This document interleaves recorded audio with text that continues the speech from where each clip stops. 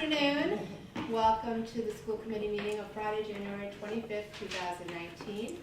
First item on, so we have the minutes of January 10th, 2019. Does anyone have any questions or comments? Okay, so I'm going to make a motion to approve the minutes of January 10th, 2019. Do I have a second? Second. All in favor? Thank you. The next set of minutes are the executive session minutes from December 13th, 2018. Is there anyone that needs to hold these minutes for questions or comments? All right, so I'm going to make a motion to approve but not release the minutes of December 13th, 2018. Do I have a second? Second. All in favor? Awesome. Payments. Okay. Next item on the agenda, discussion and possible vote to approve the Yardley Rink lease agreement. So I sent you guys all, we have, and I think Lynn gave you printed copies. And did you get a copy? Yes. Okay. Yes, thank you. So I thought the easiest thing to do, David, do you want to? Yeah, I'll give a brief update on it. So as Jackie just mentioned, the lease, the license agreement was in your packets. Laura Peckham from Meyer, she's our insurance person. She reviewed the insurance limits that the Lions Club provided us, and it meets those limits. The license that is in front of you is only for this year. However, each year we can renew it. One of the reasons why it would be renewed on a yearly basis is because we're working with the MSBA right now. We're not quite sure where the new building will be located. So we don't want to make a 3 or a 4 year commitment when we're not quite sure where we are with the MSBA. So it would be a 1 year thing, but I think once we get through this first year, because basically it's a template and we can make some changes to it, then next year when we get to like October or whatever, it should be very easy to update. And in fact, after they've used the rink for the next 3, 4, 5 weeks, or whatever, there may be some minor changes just based on using it and stuff like that. So that's pretty much where we are. The only 2 areas that I had issues with, the rest of the license agreement is standard license type language. The only 2 areas that were kind of up for discussion, in my opinion, were section 2, talking about the dates. I put in January 26th, which would be tomorrow, to March 15th. I'm not sure like when the ice, maybe it's March 1st, I have no idea. And then the other, more importantly though, that's really not the important part, but more importantly is the hours. I put 4 p.m. during the weekdays, and I put until darkness, but I believe there's lights down there, so theoretically they could go later. We could leave the time out if you want, so that's really up to the committee to decide how they'd like to do that. And then the most important part is the appendix. So Appendix A has all the conditions. Some of those conditions we kind of snipped out of the regular building use packet, and we kind of plugged them in. I did take some of those conditions out that we have in the packet, like they talk about using a piano and stuff, so obviously that's not pertinent unless you have John Kiley from the Boston Garden playing the organ or something. But anyways, we don't really need that in this particular exhibit. So those are really, that's really where we are. So it's really up to the committee. I don't know if you have any other edits, which you could certainly provide me with those, but the 2 focus areas should be section 2 and exhibit A. So, just because you talked about exhibit A, when I read through this, it seemed like there would be a number of other things that might not apply. For example, no individual will be admitted. Do you mean the school building, or do you mean the rink? So no, it's the 1 2/3 of the way down. Yeah, 2/3 of the way down. It says no individual will be admitted to a school building. Okay, so that's one of the ones that we took from the typical building use form. Okay. We could take that out, but I will say, I was kind of looked at that a little bit when I was doing that process. There could be a situation where the rink is open at night during the week and a custodian would be in the building. So they could try to knock on the door and say, you know, But you are talking about the building, you're not talking about the rink at this point. yeah. You're talking about the school building. Well, we could take that particular one out. And then it's the same thing for, skip the next one and then the following one, which is during school session, the principal shall be considered the superintendent's assignee for overseeing the use of the facility.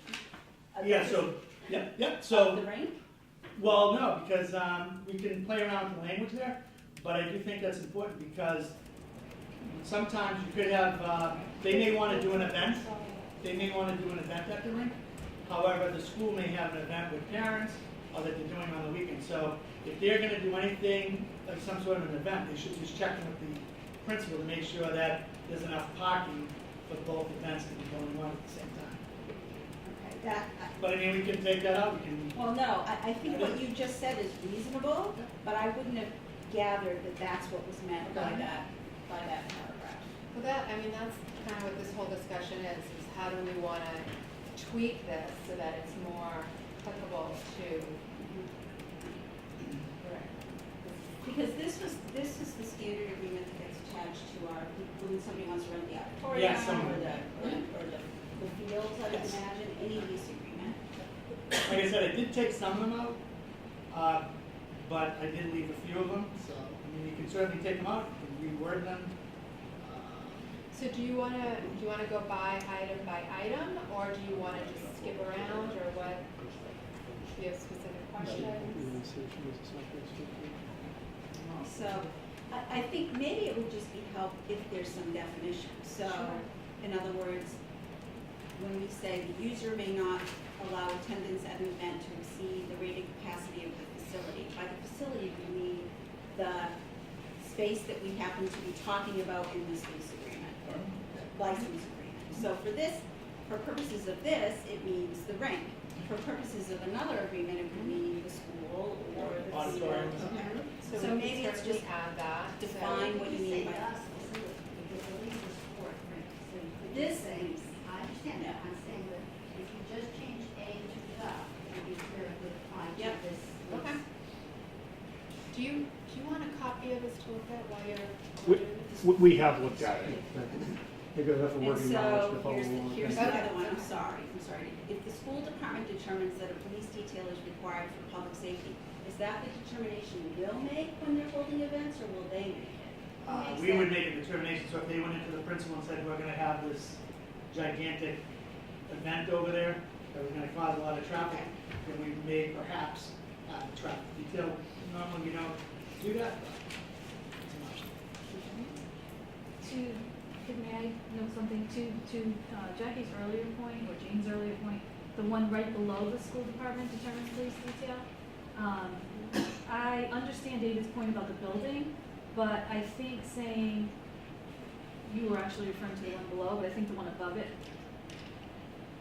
pertains to this. The sponsoring organization must take responsibility for ensuring that only the facilities noted on the application are used and that the school building is not entered. Right.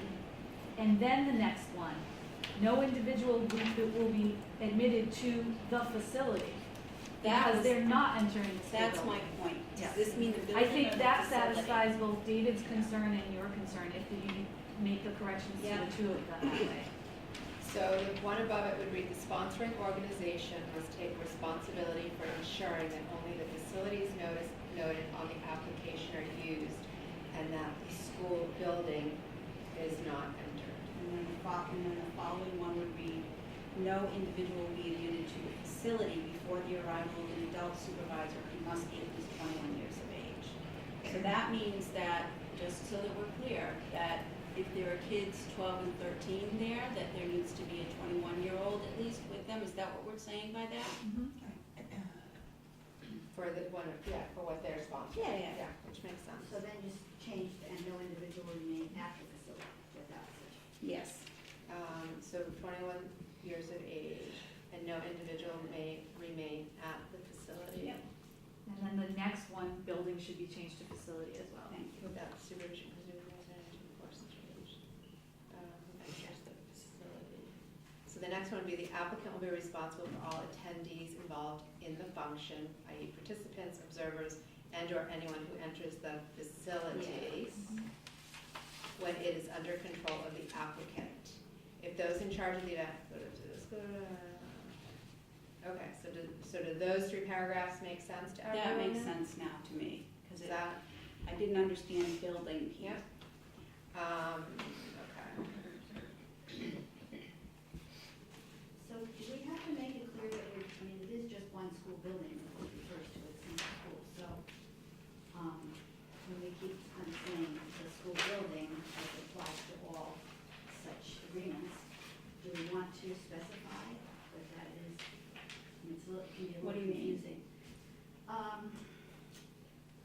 obviously, it's center school, it's that would not be entered. So it's the proximate school or the, see what I'm saying? Yeah, It's not so we could the do, school. let's see, hold on, where's the I don't first know, time that comes I'm just up? asking if it makes sense to make it more specific.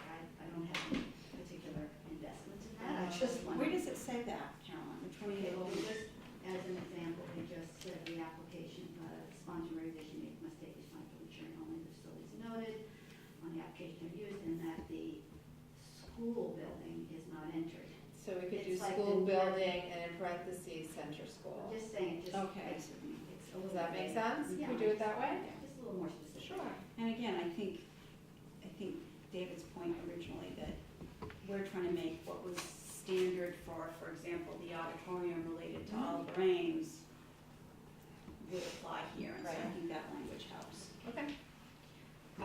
Sure, okay, so any items on the during the school session, paragraph, anything with that? No time starting. So the next one that I had circled was one that says food products and liquid refreshment.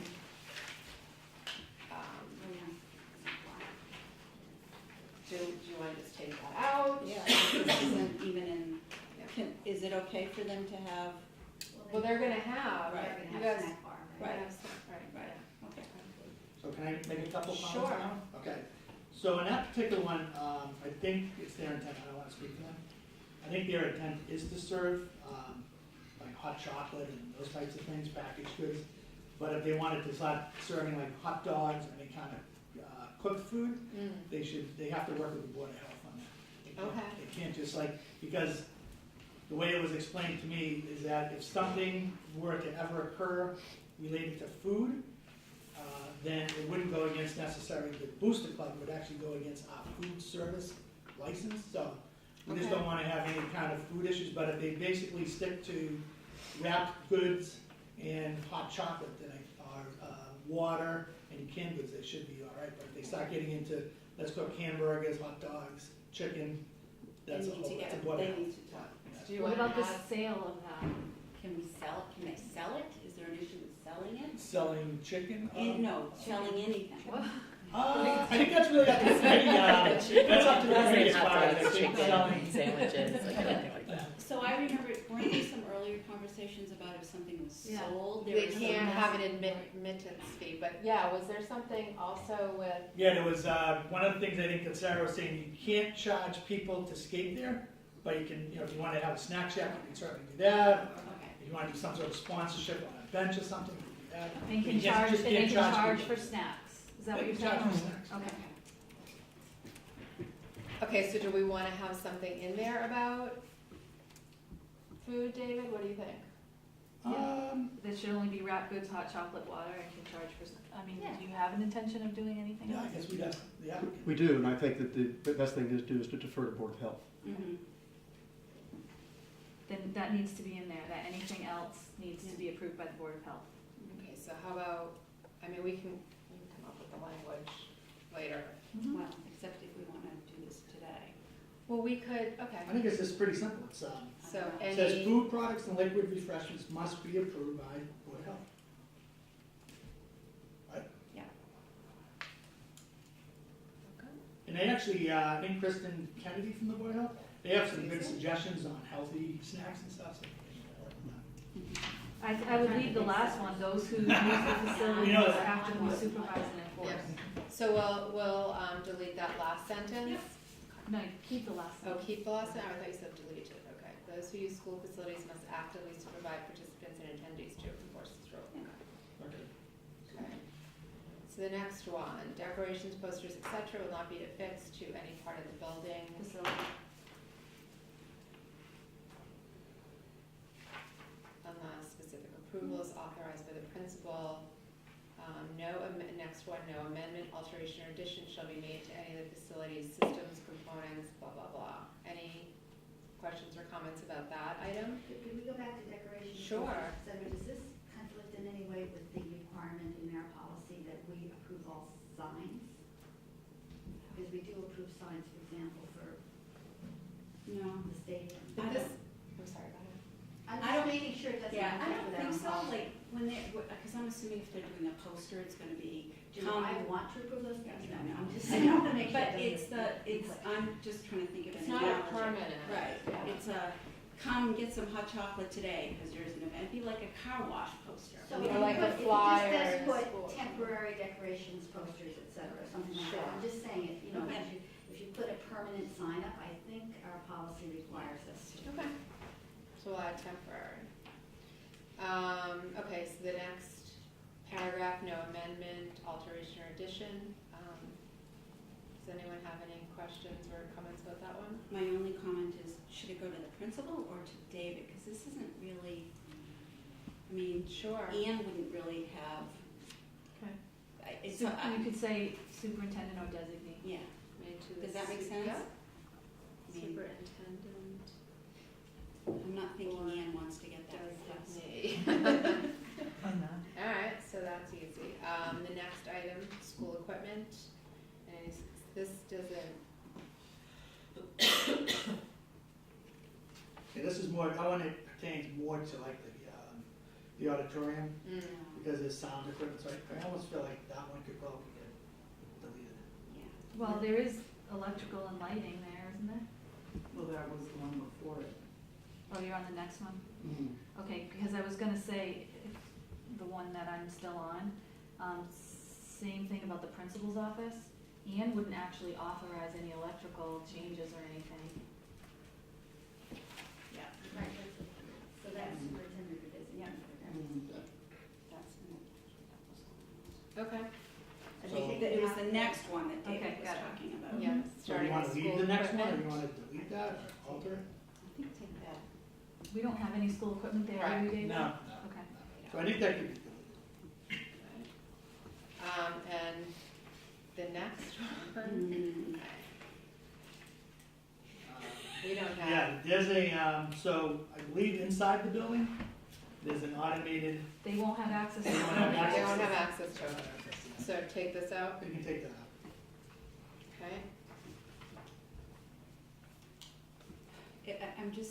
I'm sorry to Go ahead. ask this, and I don't know Please the do. answer. Is there any, state or federal or local requirement that says on those kinds of properties, we need to have that? If it's I don't know. David? I don't know the regulations on that, that was something that Bill kinda used for the fields. Just trying to read. I just wanna make sure we're not deleting something. It that says we're during required to do. non-school sponsored events, this AED may be accessed by trained adults provided the user has spoken with the school principal concerning That's what we do access for to sporting AED. events. Yeah.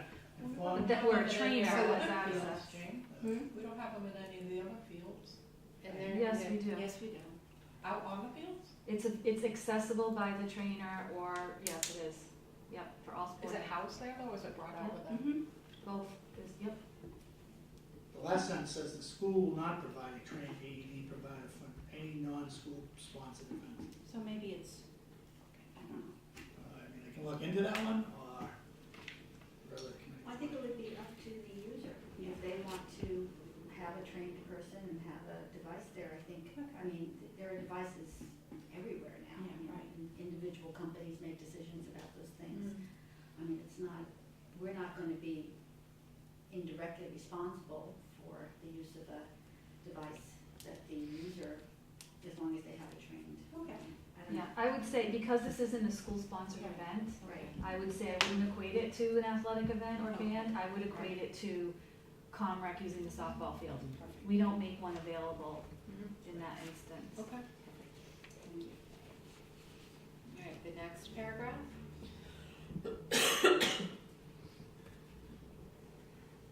Yeah, this is one with the piano. That's what I- You guys are tuning a piano up there?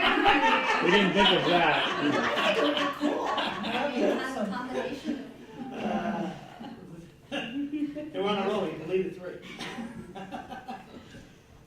I mean, there's nothing they can really Yeah. move or relocate there, so. delete that.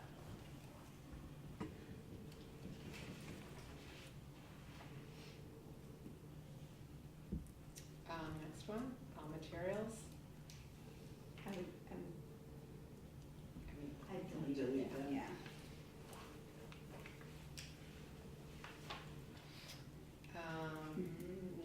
shall be allowed in any school facility unless approved by the district fire department. So that's, so can I interject something? Sure. So, Larry, I don't know, maybe Ken knows about this. Is there any fire pit or a fireplace over there? There is, All right, and we have been using it in the past, all right.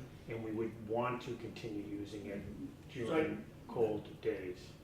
So I think that should stay, perhaps that basically indicates then that they have to go talk to the Just fire. have to make sure department, that they, They may give you an ongoing okay or something, Yeah. I think would be a good idea to talk to them, it protects you too.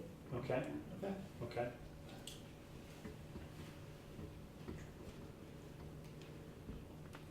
Accidents or damages that occur during the use of the school facility must be reported to the principal or designate within 24 hours. are we changing? To superintendent? The user shall be responsible to reimburse the school department for any costs incurred that exceed the security deposit for any damages to the building or its contents resulting from individual organization's use. There's no security deposit. No, we don't need that, do we?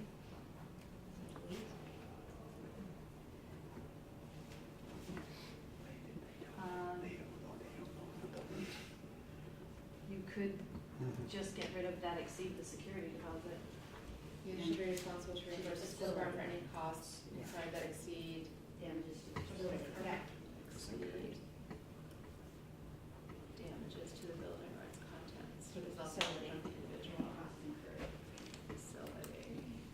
Okay, so I'll read, the user shall be responsible to reimburse the school department for any costs incurred that exceed No, for any damages. Any For damages to the facility or its contents resulting from the individual or organization's use. Okay, next item.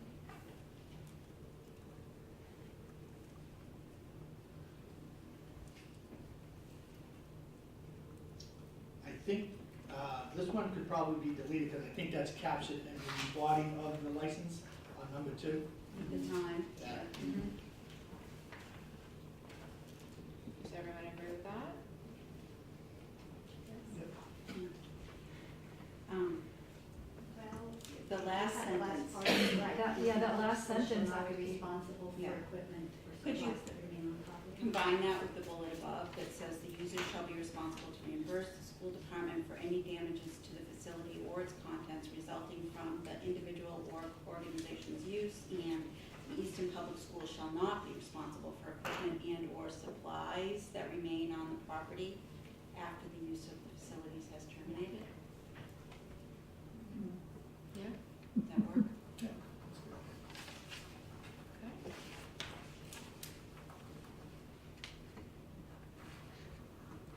Okay, the next item. Yes.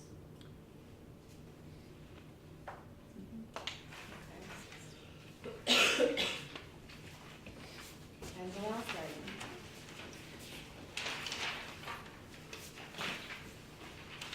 So, I guess there's a couple ways we could do this. If you want to, I'm sorry, go ahead. I would have a question. Sure. For you, David, basically. So I was actually kind of confused because we talk constantly about the fact that this is school property. And the school committee has to make decisions about school property, which is part of the whole thing I'm talking about. But this says the license agreement, made as of this 25th day, et cetera, is by and between the town of Easton, whose business address is 50 Oliver Street. Now, obviously, the Good school catch. department's address is 50 Oliver Street. But I'm surprised it doesn't say Easton Public Schools. Well, we can just change that, yeah. Well, is there a problem though? I mean, this is what. No, because again, I think it goes back, it's on school property, so the license agreement is between the school committee of the school department and the boosters in line, so that could definitely be So changed. just between the Easton Public Yeah. Schools. I think what happens when Sarah works a lot with the town, so it's, So she just didn't, okay. And did we decide to change that between the hours of 4 PM and dark? Instead of dark, something else. Yeah, some We- other, We've been turning the lights off. You can't really do much without the lights. We turn them off before 10 o'clock. Okay. For the reason is that it's been a long enough day and it's time to call it a day. So Mhm. 10 o'clock is what we usually shut it down for. Okay. So instead of dark, 10 PM. or before, 10 or before. Because there could be times we shut it down earlier. Okay, just put by 10 o'clock. Five. By, sure. And by.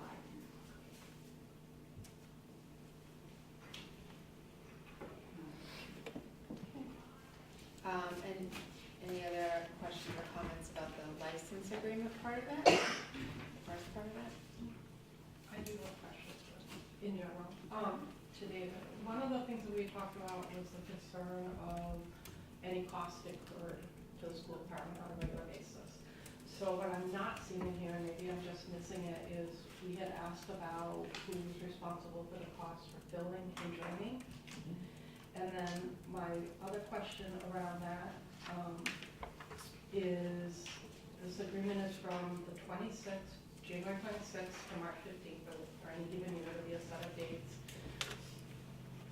If that water isn't drained by the boosters, then who is then responsible on March 16th? So, I believe, if you look at their insurance policy, their insurance goes from September 1st, 2018 to September 1st, 2019. But could they say to us, God forbid, something happens on the 16th or on the 25th, that's outside my terms of my lease. Well, I guess I would ask the applicant what, I don't really get involved with the rink as far as filling it and not filling it, so I think it fills on its own, correct? No. If it, may I answer that? Of course. Thank you. I'm John Morgan, here representing Eastern Lions Club, and I'm Larry Costello, who you folks know. Appreciate this opportunity for an audience. Our president, Anthony Marthy, was scheduled to be here, but his work kept him from attending. So what our intent is with that is, if Mother Nature's kind enough to us and there's plenty of rain, and once the stopper is put into the drainage system, the rink will fill sufficiently on itself. The rink is somewhere between 12 and 18 inches, I think, at its deepest point.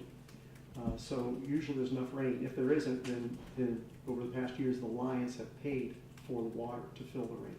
And then at the end of the season, we pull the plug and let the water dissipate naturally into the groundwaters of the area. So and a lot of that's going to take care of itself through natural evaporation. I can't imagine us being in a position after May 15th, I'm sorry, March 15th, we'll have a lot of ice on that, but we could set a date to have the plug pulled and So- make it part of that agreement. I wonder if that would be covered under 3, the condition of the premises, which says the premises shall be provided as is, and licensor makes no warranty to licensee regarding the suitability of the premises for licensee's intended use. You have to kind of Work with Mother Nature. work with Mother Nature. But I think Michelle's concern was if they leave it filled and walk away, Okay. you know? Or the year that there's not enough rain, and now there's cost incurred to finish filling it. I think number Who does 3 that cover? covers if there's a cost incurred to fill it. I don't think it covers The other Drainage. To drain it. Hmm. So we could add something about that the lines or the boosters, however we want to say it, will be responsible for draining on At the end of the season. Well, except, sorry, is it covered by saying shall leave the premises in the same or similar condition as when the license was entered? Not if it was full When when it was entered. Okay, so what if we, let's see. John, could you describe the process that you mentioned earlier? Because I think maybe what you just described, you could add another, The drain is closed at the beginning of the winter season and opened at the end of the winter season. So if we just add something in about making sure the drain is open at the end of the season. As appropriate, as If it's still frozen in March, they're drain. responsible for draining it in there anyway. Or when conditions allow. how about if I, can I Well, read we're this responsible off? for draining, Yeah. so if it thaws April 1st, they just go back and drain.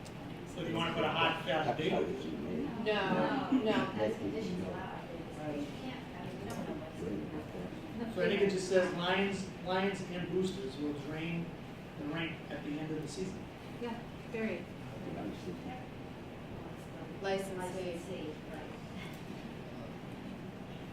So there'll be no particular date, it'll just be whatever's determined to be the end of the season. When you can, if it's frozen, you can't, obviously, so if it's in April, then Did you, yes, it's you just in wanna? April, or whatever, Okay. you can do it. You go ahead. Okay, but what I just want to mention is, don't forget the schools use that facility for other than just skating. And every spring, I don't know if they're doing it this year, but they've hatched out little baby ducks at the thing. And you've seen it in the newspaper and on cable, how they've let them go and the kids kind of wait around, and they also go over there, nature things around there, watching the tadpoles and stuff in the schools. So this is an important thing that we've always allowed before. In the summertime, you do drain it because you don't want mosquitoes and all that kind of stuff. So this is something really I'd like you to consider. Maybe you should have a time that's mutually acceptable to the licensee and licensor, and then, you know, the kids have some sort of return plan in April or something. Thank you for your patience.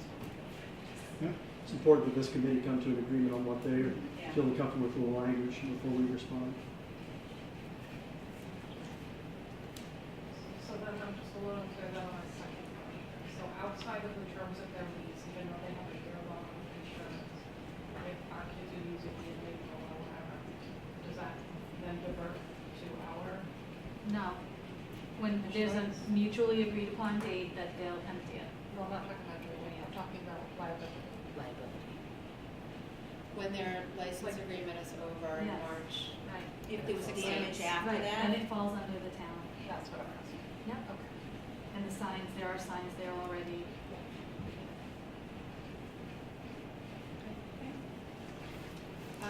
Okay, so, we can update, do you have any comments now that you'd like to make? Yeah, if you don't mind, thank you. First off, thank you very much for this audience. I think it's an interesting statement as to how litigious our society is, and we have to have this conversation about a rank that was established to keep our kids safe, keep them off the ponds. Having said that, I appreciate the willingness that this body is exhibiting and willing to discuss some of the terms and conditions. There are a few that still raise concern with us, and I appreciate the dialogue that's gone on here today, and certainly look forward to seeing what the finished product looks like as it comes from the committee. Curious how the committee came to an insurance limit of $3 million. That's Meyer, who's our insurance carrier. They're the ones that instituted that, so we have no flexibility with that. Not at all. Massachusetts insurance. Okay. It's basically cabin insurance, I believe. but- Yeah. That's a huge amount of money. If you've seen a copy of the insurance that we have under the umbrella of Alliance International. So that puts a remarkable burden on us. I don't know if anybody here is in the insurance business, but you're probably looking at $10,000 to $12,000 a year that we need to raise just to cover that. I think that was the Variance. big sticking point leading up to this whole process was Mm. to ensure, so to speak, Yeah. that we had the appropriate insurance amounts.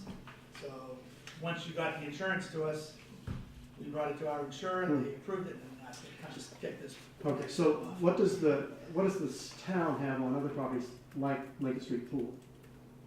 I don't know, I understand it's not under the jurisdiction of the school committee, it just makes me wonder what numbers are appropriate.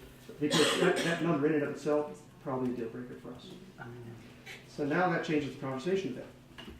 What if the boosters and the Lions don't take care of stewardship of the Yardley Wood Rink?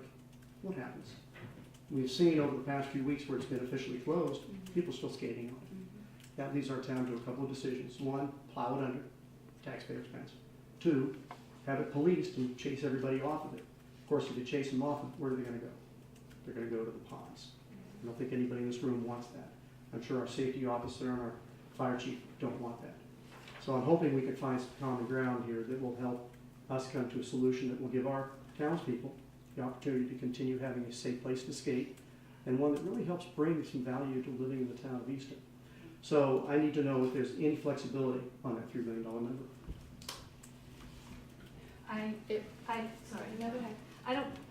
Certainly I don't represent the school committee, they speak on their own, but I will say that, I just wanna make sure it's not coming across like the school committee is not supportive of this.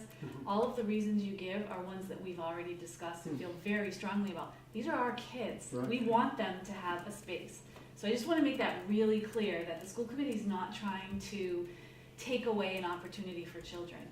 However, The school committee is also responsible for the taxpayers of Easton and what they are putting into the facility. And they are the stewards of that facility.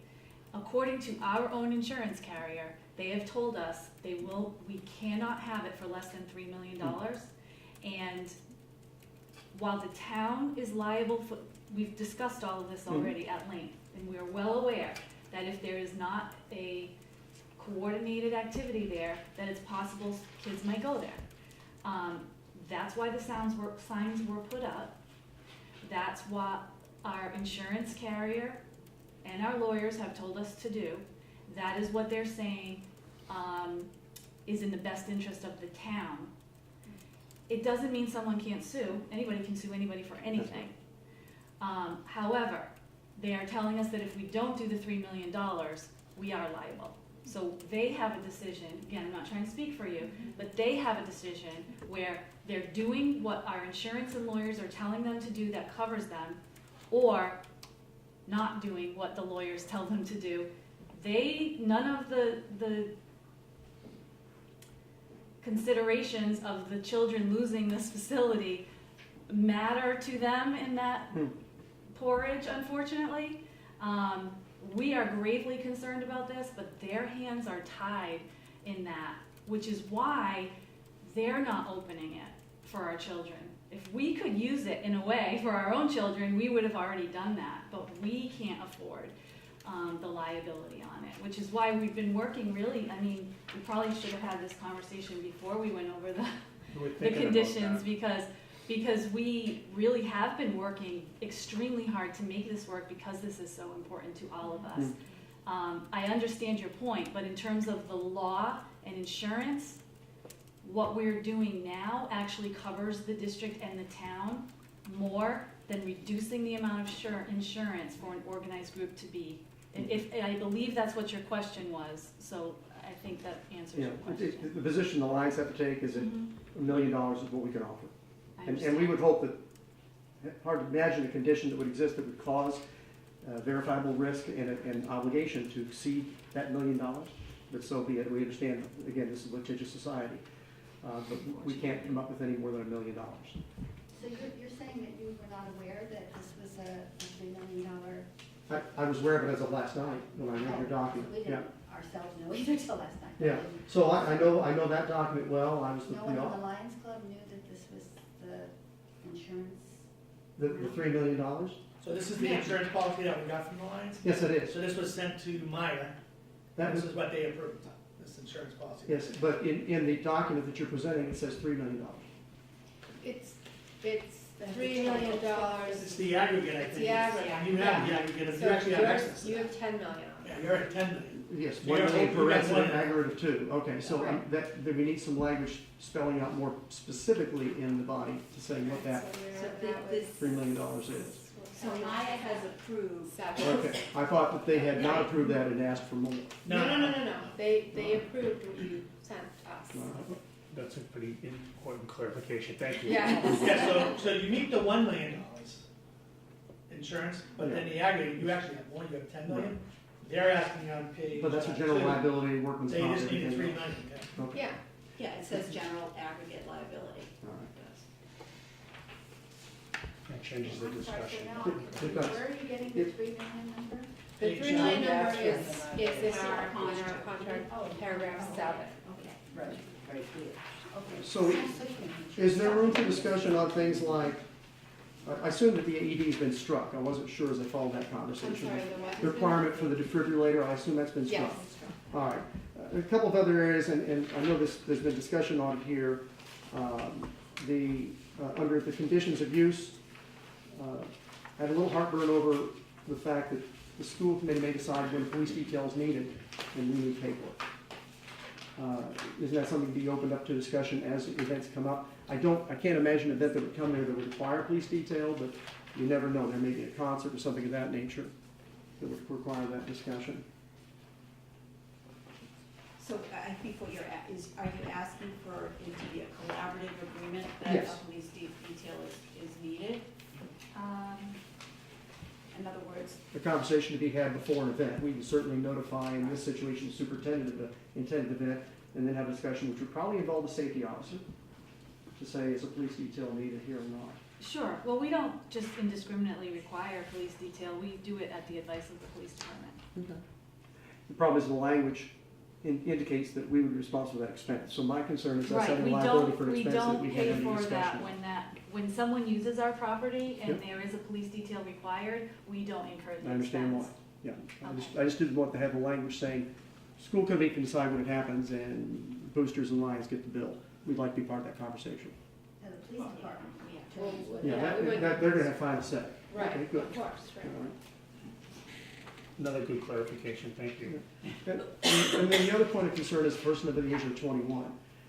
I want to make sure that it's known that policy provided by the Lions is an umbrella policy that protects any event that is a Lions sanctioned event, as long as there's a Lions member present. And Larry and his team and I and our team have had a lot of discussions about what stipulates that, to the point where Larry and some of their members are going to become Lions members to help extend that umbrella and protect them. So this body is saying that you want someone of 21 years of age or older anytime the rink is open. Is that correct? Yes. Wouldn't any Lions member, at what age can you join the Lions, I guess is my question. Leos are Lions in the school system, high school and college. Lions International is 21 years of age. So do you foresee having an event where you would have, say, a high school senior supervising it, or would there always be an adult there?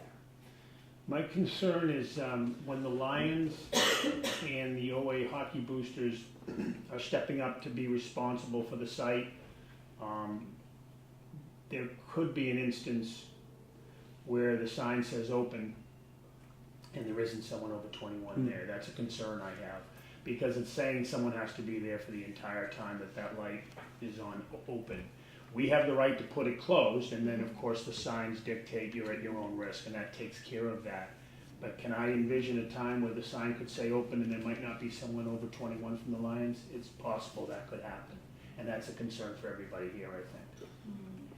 So we got to determine what do we do about that. It's essentially saying that anytime someone leaves from the Lions or over the age of 21, they have to turn that Sure, off, yeah. the not open sign on when they leave. That's essentially what has to happen in order for the liability to be removed. So that's something that I just want to make sure we talk about. Okay. I was there, not that we were running anything, it still said closed, but I was there just watching what was going on for a few days, and there's a lot of people that go down there at all hours, not necessarily after 10, but early in the morning. There's some skaters out there, and it'd be very hard for someone like me or someone that decided to get down there and give up their time to be there from 8 when the sun comes up till when the lights go off. So When somebody's down there early in the morning, the open sign isn't on. that is correct. They're skating at their own risk. That is correct. If the open sign isn't on, then isn't it the same situation as what Dr. Cabral described previously, that we'd be okay? Yeah. Right, you're responsible for your event. Right. Okay, so we will then make sure that, and we are the only ones that have access to that sign, as far as I know, to have it off or not open when someone isn't there, and that will probably, I think, suffice for everybody here. Okay, fair enough. Yeah. I'm Ken Wood again. The other thing that you have to look at, you're talking about people in the morning, you'll find that some of the parents that drop their kids off there will take their younger one and go out on the rink. This Yeah. is some of your school students and families that want to use the rink in the morning. Right. So, you We know, understand, but it's at their own risk, unfortunately, and it's posted that way. yeah, that's fine, but, Yeah. but the thing is, at night times, even though that closed sign's off, We understand. they're gonna be out there with, and if the lights aren't on, they even put the floodlights on with their cars. So that, I want to be honest with you, that's what happens, so. Yep, that's why we've Yeah. indicated with the signs, and it's unfortunately at their own risk, but that's a choice that they make. Yeah, thank you. Any other questions of Larry or me as you folks look at this opportunity? Do you have any other questions on the agreement? Any other concerns? I don't think so. Okay. I think we've covered a lot, but Okay. thank you again for everybody doing the due diligence. Pretty important topic, and I think to John's point, it is the safest place to skate in the town, clearly. So appreciate the effort that was put in to allow for this to come to fruition. No, I appreciate David's done a lot of work on this, so. Yes, he has. So, Sure, do. Jackie, I just want to remind everybody too, of the incredible effort that the Lions and specifically Ken. Yes. I know you're running the camera right now. Ken Wood has just honestly devoted much of his, all those excess hours that you're having, you're not volunteering for every other organization. Thank you, Ken. But, so I know the whole town is so very appreciative of all that, obviously all the Lions have done, but particularly Ken. Absolutely. And again, it's a testament to how different organizations within the town can work together for the benefit of the children and others in the community. We're very grateful for all of the Lions too. Thank you. So I guess what we could do from here is make the edits, and there's a couple of things we could do. We can bring it back to another meeting for everyone to look at, or if you want to give me the authority to sign the agreement once the edits that we've discussed are made. I'll send you guys a copy as well, just to make sure we're all on the same page with the edits. And then I can sign the agreement, somebody from both organizations can come into 50 Oliver and sign as well. Does that sound? That works, Good. to expedite. Does that sound okay, David? So moved. Yeah. Second? Okay, go ahead, Carol. To approve, to authorize the chair of the school committee. Approve with the edits and to authorize the chair of the school committee. Second, all in favor?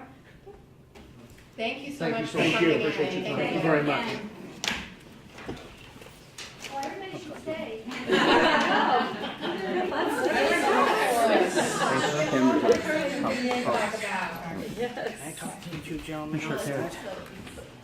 My partner. Have a good afternoon, thank you. Thank you very much. Thank you. Thank you. Yeah, thank you. When you're looking at things historically, it's very interesting to see how things evolve over time, and sometimes we don't keep up with what we need to keep up with in terms of funding. Well, and unfortunately, times change in very complex ways, and requirements in the 60s are very different than now, which just complicates things. Yeah. But we can work it through, it just takes a little bit of time. Well, you're not wrong about the litigious society and how we're all held captive to that, so. Thank you. Just leave the, Yeah, Ken, you don't need to stay. you can just leave the camera on. Oh, okay, okay, whatever you want to do. I just want to make sure. Okay, next item on the agenda, discussion and possible vote to approve the VHS contract. Dr. Cabral? Okay, so if you'd like to come on up and join us at the table in case there are any questions. David can introduce our guests here from VHS and what we're looking to do with our out-of-district transportation contract. Yeah, so today we have Robin and Matt from VHS Transportation. As you probably remember, VHS Transportation provides all our out-of-district special education transportation. They've been in business with us for 6 years. Wow, so anyways, they're doing a great job. Sarah Bellino reviewed the contract, and basically we're looking for approval from the school committee to enter into a 3-year contract. Just to give you a couple of snippets, over the past 6 months or so, we've been meeting with VHS on a monthly basis to ensure that the special ed out-of-district transportation is running smoothly. The meetings have been very successful. We did have a couple of blips at the beginning of September, but since then, by having these meetings, it's really kind of nipped some of those problems that we've had before they escalated, and I think it's been a real success having those meetings. In addition to that, VHS went out and surveyed all the current out-of-district parents to see if they liked their service. They got outstanding reviews by the parents. So Alicia and I reviewed their document that they brought to us, and we were actually shocked. So we were so shocked, we were like, that can't be true. So we ended up doing Well, I don't know if that I actually wasn't in the room for that conversation. So anyways, we did our own survey, and the survey actually did, our survey too, also came back very well. We got, there's obviously, every now and then there's going to be an issue or whatever, but for the most part, the survey came back really well. So to make a long story short, we'd like to have the committee approve a 3-year contract with VHS Transportation to continue to be our vendor for out-of-district transportation for the next 3 years. And one more thing is that they're going to hold their rates, so the rates that they have for this year are gonna stay the same for next year. So that was also another advantageous reason to do the contract. And then it goes up by, And it goes up by small percentages after that. Yeah, I think it's actually in your. It is, it's the last page. Yeah, the last page. Do you do, like if there's two or three kids going from Easton to the same place, do you put them all in one van? Like, do you group? Yeah, we group them by schools. Mhm. Sometimes if we can combine two schools, say up in Newton, Yeah, and it works with the students, right. we'll combine things to make things efficient. And we work with closely with Teresa Skinner and Chris Rogers to make things as efficient as possible Okay. for the town. What kind of training do your drivers have in terms of, just kind of the various kinds of behaviors or other issues that they might be confronted with? We have a full comprehensive training program. It includes, of course, first aid, CPR, dealing with behavioral issues, human rights. We also have a defensive driving course, coaching the van driver course, and we do all that in-house with National Safety Council certified trainers. So you said that we did our own survey Yes. of just Easton parents? Yes. Not just- okay, Correct. because your survey was a more No, we- broader. Same people. Say just the group in town. We asked slightly different questions and at a later date, just to make sure that we had the most current information. It completely validated the VHS survey results. do you have safeguards to make sure nobody's left on a van or? Yeah, we have, obviously in the back window, you see the vans, the signs that say in use, which we developed many years ago. So our drivers are trained to check the van, get the sign at the end of it. We have GPS in all our vans, so we can see the location of the vans Okay. at all times. And we also have cell phone communication back and forth to the office. And some of the units have child checkmates, which is an electronic system that sounds the horn. Those are required by the early educational requirements. Some of the vans have that as well as that manual sign. And how has your driver retention been? Very good, Yeah. very good. Here in town, we offer drivers, in addition to wages, of course, a safety bonus and an attendance bonus. We encourage good attendance and safe driving. Robert can tell you that most of the drivers here have been, how many years, Robert, with the same students? Pretty much 6 years with most of them, with all the rest of the kids. They've been consistent. We try to, You keep try a to keep the consistent driver- driver. Okay. We try to situation. keep the same driver in the same routes. There is some turnover, but, Of course. you know, many of them are at least 3 years, Okay. you know, 3 to 6 years. And we are located right here in town, so we can be very responsive to any issues that come up. Questions? I actually have one little tiny pushback on something you said, you have an attendance bonus. So this is, should be one of those things, as the committee can confirm that this is a concern that I always have, which is, you know, when people go to work sick and they infect other people, particularly vulnerable people like children, that's a problem.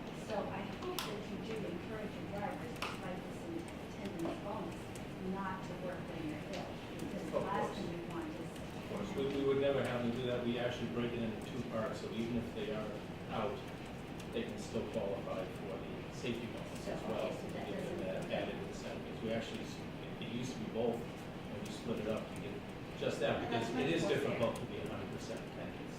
And if we, particularly working with children, the last thing we want drivers to do is say, oh, I want to get that bonus on the job, but, you know, so, okay. But there is some leeway in They there. know I have this.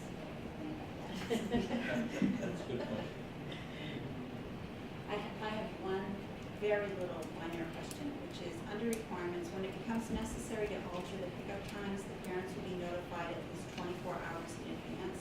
And I just wonder how that notification occurs, and specifically typically, I worry that we are often just leaving messages for people as opposed to actually talking to a real person or having confirmation that they got an email or a text or whatever, because as a parent, and I am putting my parent hat on for a second, I know sometimes I don't check my messages in a 24-hour time frame, and I know that that's an important piece of information to have.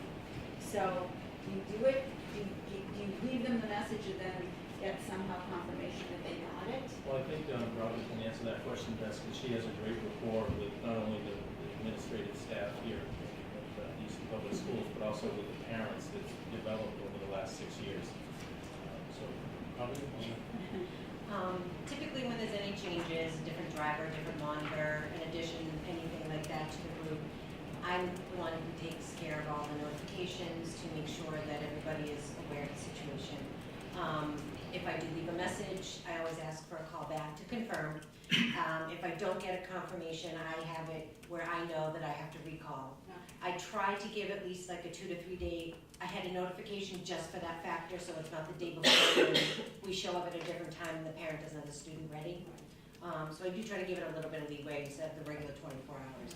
But I make sure that I physically speak. I do have some emails with parents that I do communicate through emails with as well. It's the preference of the parent is basically what I do, what's easy for them. Thank you. I know it seems silly, but I know sometimes in the morning routines are really important for kids, so Absolutely. I just wondered. Yeah.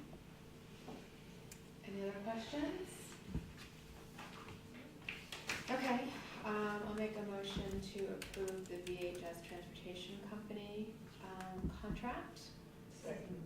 All in favor? Okay. Thank you for coming in. All right, well, thank you very much. Thank you. You guys are moved to that. Next item, discussion of possible vote to approve the 50 Oliver Street contract. Do we need to table this? We do.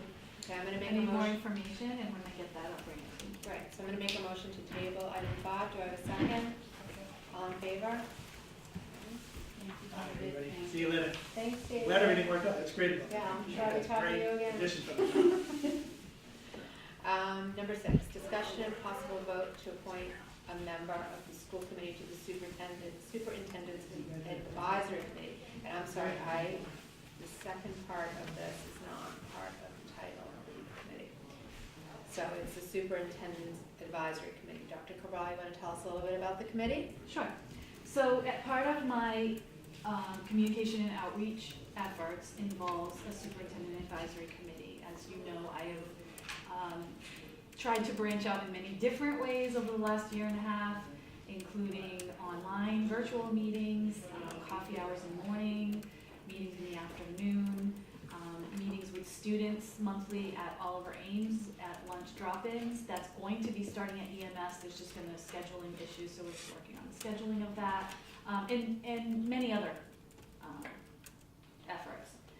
This particular initiative is one that I would like to have a collection of stakeholders in an advisory capacity. So while there may be agendas that are particular to certain items happening in the schools, I think it's a good conduit of two-way information. So while it's an advisory, I would like to be able to provide information that stakeholders may not be aware of that's happening in the district, or opportunities for children or community members, but also, of course, it's largely for them to provide feedback to me.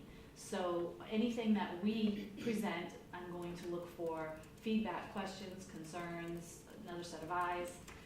It's very important that you have multiple stakeholders involved because everybody has a slightly different perspective where they're coming from, and that is extremely valuable. So we have asked the Human Rights Committee to appoint someone. They did, and they have an alternate. I've also met with the Interfaith Council. They're going to appoint a member. I've asked the school committee to appoint a member. And then we're also going to have parents, community members, staff, administration, and students. So without making it too big, unfortunately, we can't have too many people in any one stakeholder group because, as you can see, it could be very unwieldy. So in order to keep the numbers down, if we do have a large number of the bigger groups, for example, parents or students or faculty members, I'm going to narrow that down to one elementary and one secondary, and then we'll just literally choose it randomly. It'll just be a lottery. And hopefully we have at least one each area. If that's the case, then it will be that one.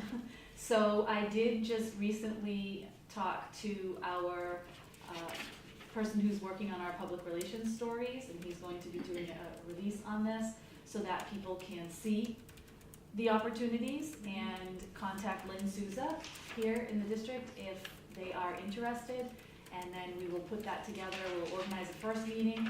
I envision meeting monthly at first, but really it's an advisory. So if the group advises me that they need to meet more often at a particular time of year or less often based on their needs and what's happening in the district, then that's exactly what we'll do. We're going to begin, the reason I think that you put equity, inclusivity, and inclusion, equity, inclusivity, and community issues on here is because we talked about the fact that that would be our first agenda item. We'll start talking about those initiatives that are happening in the district and feedback from people and ideas that they can kick around. Anything that we develop as a result of those ideas we'll bring back for further input. Where that agenda develops from there, well, they're advising me, so it's really going to be a collective decision. Also, you know, while we're starting monthly, what day of the week or what time specifically, I would really like to leave that up to the group because I don't know who's going to be on it. It will not be able to be during school hours, just because if a student, staff member, administrator are on it, that would be prohibitive. So it will have to be outside of school hours, and we can figure that out together. I'll just choose the first one, and then we'll figure it out from there. And so when you say, I'm just gonna clarify, because I believe I understand, but when you say advisory, you mean any topic. So I know you're going to start, obviously, with what you talked about here, but, you know, around spring, you might be having conversations around budget priorities. Yes. And getting feedback. Or the building project. Or the building or- project and yes. getting feedback. So Yep. I think. It's FaceTime so that if there's, at the end of every meeting, there will always be an opportunity for, I know we were talking about the building project today, and I know that this has nothing to do with anything, but can I talk to you about this issue? Yes, that will be an opportunity for them to do that. Just like any other committee that I have, it's really important that anybody that wants to participate understands that there's an onus of responsibility there. And that is to communicate to their peer constituents. So if I'm a parent, for example, and I want to participate, to really reach out to other parents and see what it is they would like brought up at the advisory, and then disseminate that information back. Accurately, clearly, we can support them, we can come up with documentation if that's helpful, but there really is an onus of responsibility. It's not for one person's information, they're really representative of a larger group, and so we're asking for that level of commitment from the person who for the people that decide to participate. That's great, yeah. Have you, just in general, decided on a time, like each meeting would take up X amount of time typically, or will that just be, I mean, because I could conceive of a situation where you have all of these different representatives from all these constituencies with lots of different sort of individual questions and concerns that you could have really, really long meetings. So I'm assuming you'll probably set a sort of strict. I will start with an hour meeting once a month. If people have individual questions or concerns, I'm just saying I won't leave until every individual has had an opportunity. The meeting could adjourn, but if there was a parent concern and the two parents had a particular question that was not personal questions happen in the same manner that they've always happened. If they're representing their larger group and we have a concern that needs to be addressed, if for some reason it can't be addressed with the entire council, it's very specific to parents, for example, and it's not on the agenda, and then I will make sure that that is answered. If somebody has a question about their child's grade, or a teacher has a question about a particular initiative, or a school committee member has a question about a particular topic we've discussed, that's not the appropriate venue, and of course we will just have the same systems for that kind of communication. This is strictly in an advisory sense, and they really are a representative of their larger body. I have a question. I know you mentioned the Human Rights Committee is gonna have an alternate.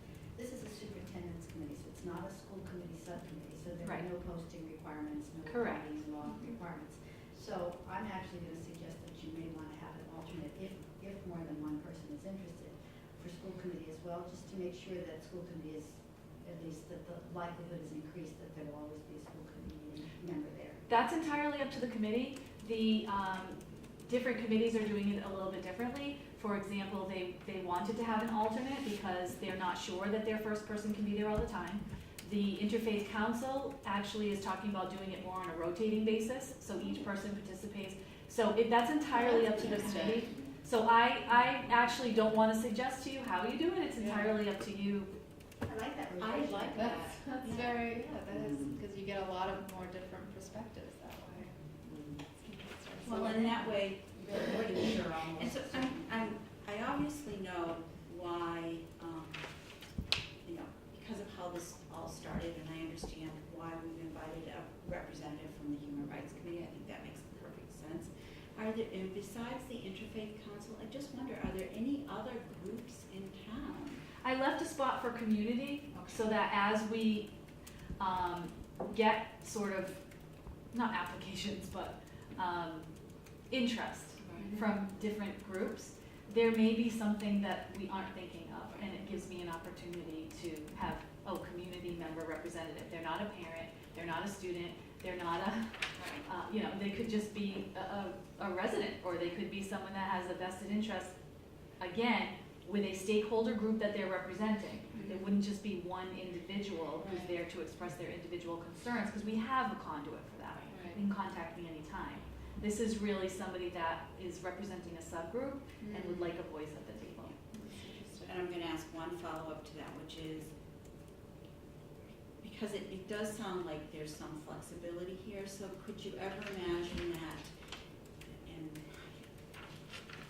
like, let's for example, say at some point you started talking about money and budgets and opportunities for, you know, efficiencies, et cetera, that maybe you could say, well, we need somebody from the audit committee that comes, you know, or so you can be inviting Absolutely. people in because of expertise, or they have a stake. Okay. So Absolutely. there could be some flexibility in terms of who might be on it for a certain period of time, and then after that topic, they may not be appropriate for them to be sitting on it, or they may not be interested, and you could bring perhaps somebody else in as topics Absolutely. change.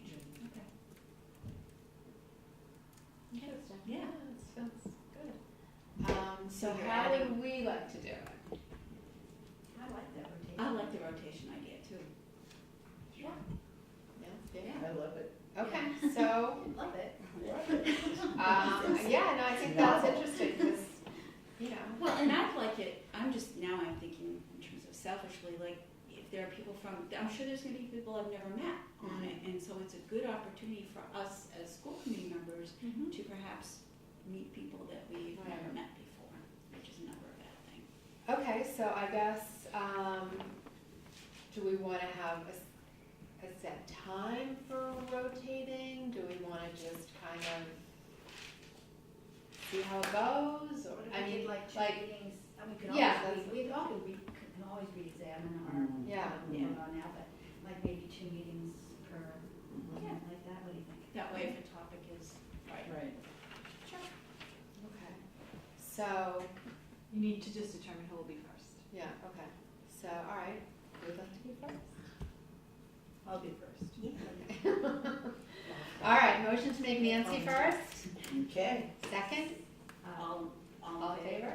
and then we can figure out afterwards, maybe Right. depending on a schedule, if people have Perfect. availability or Yeah. not, or. Sure. Thank you for Yeah, that adding sounds one more really- thing I know, to right? your schedule. That sounds really interesting. Well, you did have lots of extra time, just kind of hanging out there, right? So you kind of- Okay, next item. 2019-2020 school calendar first reading. So Chrissy Pruitt, Assistant Superintendent, has been working hard on this. A lot of, would seem probably to most people that this is very simple. However, there are a lot of academic considerations, including quarters, trimesters, professional development days, and the like. So I'm going to let Chrissy go over the three drafts that we have. As you know, we have in the past sometimes had to go over them multiple times because of things here and there that work their way into the schedule. So she will explain what's here, and of course, this is draft only with some choices, and we will work on your input if there are any corrections to be made. Hi. So in front of you, you have three different drafts. Two of the drafts reflect a start date for students before Labor Day, and one reflects a start date for students after Labor Day. Excuse me, wait a minute. Yeah. Oh, because Yes. that's a professional day. Okay, Yes. thank you. We have talked at length with, I've spoken to principals at our cabinet who have suggested that professional development before school starts is the best option for teachers. While I know that this past year it was difficult for the teachers because this was their first shift to that model, or it might not have been, but they may have done it in the past actually, but traditionally they've had them twice during the school year. It was a better option for them to have it. The principals, the cabinet actually suggested that before school starts, it's a nice way to kind of launch the school year by having a professional development day before it begins. Due to the contract and limitations within the contract, when the actual professional development day is still to be determined, I am in conversations with the union for that matter, because of it, whether it being the 26th or the 27th in draft 1, or the 27th and 28th in draft 2. So those are all still to be determined, but it wouldn't affect the start date for students, okay? So I just want to be transparent about that. The other, and in draft 3, it would reflect the 29th or 30th. But again, like I said, that wouldn't affect the start date for students. And so the only difference other than that between the calendars is the start and the end date for students. All the other conference days, everything like that is the same. Yes, the time between them is the same, but the actual dates might be a little off as far as conferences, just because of the start dates. So if the start date is a couple days later, then everything Correct. falls, it pushes the whole It's- calendar it's- down? No, only on draft 3. Only on draft 3 because it falls into another week. But drafts 1 and 2, the conference dates are still the same due to the days of the week that it's that we have them on.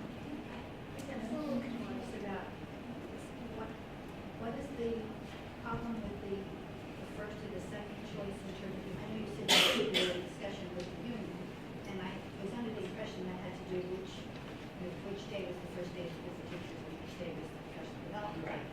Right. But either way, I don't know why that would be the difference between the first and the second option. I mean, they both list, both the first and the second option list first day for staff first. Correct.